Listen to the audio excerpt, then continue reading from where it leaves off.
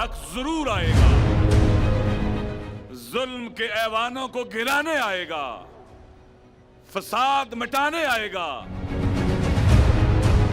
मेहदी बरहक की याद, उनका इंतजार, यानी जुल्म के मिटने का इंतजार, अदले इलाही के नफाज का इंतजार, अल्लाह की जमीन पर अल्लाह की हुकूमत का इंतजार, ये हर मुसलमान का अकीदा है।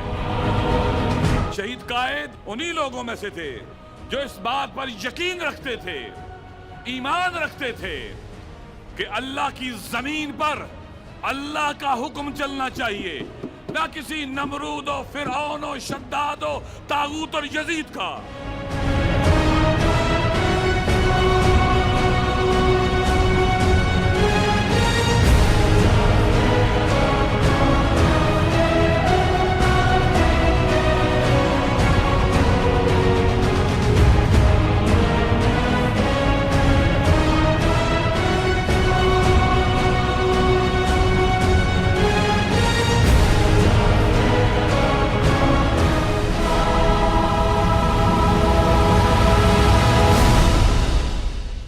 हम मेहदी बरहक कॉन्फ्रेंस मना रहे हैं।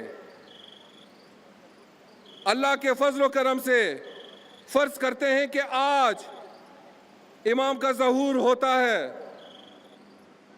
तो क्या हम इमाम का हाथ मजबूत करने की बजाय दूसरी पार्टियों के पीछे भागते रहेंगे? यही हमारा वतीरा होगा, यही हमारा शेवा होगा?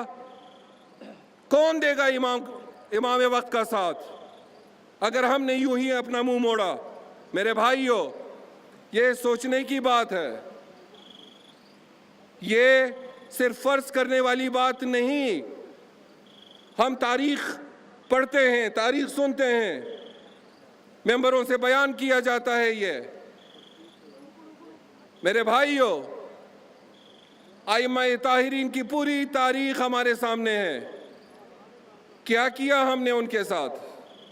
अब भी मेहदी बरहक कॉन्फ्रेंस मना रहे हैं, लेकिन क्या ये अहद करते हैं कि उनके आने तक जो उनकी ज़मीन साजी का ये प्लेटफॉर्म बना है, हम उसको मजबूत करेंगे ताकि साजगार फ़ज़ा में और एक ऐसा रास्ता हमवार हो कि इमाम ज़मा अलैहिस्सलाम तशरीफ़ लाएं और हम उनके परचम तले हक़ के लिए, निज़ाम वलायत के लिए और निज़ाम हुकूमत के लिए, निज़ाम अदल के लिए उनका साथ दें। क्या हम इस चीज़ के लिए तैयार और आमादा हैं? अगर हैं तो फिर उनकी ज़मीन साजी के लिए जो तहरीक चल रही है उसका साथ दें। अगर हम आमादा नहीं हैं तो फिर शिकवा और शिकायत हम यूं ही 1400 सालों से करते आ रहे हैं, ये इसी तरह से हम शिकायतें करते रहेंगे। अस्सलामु अलैकुम व रहमतुल्लाहि व बरकातुहू।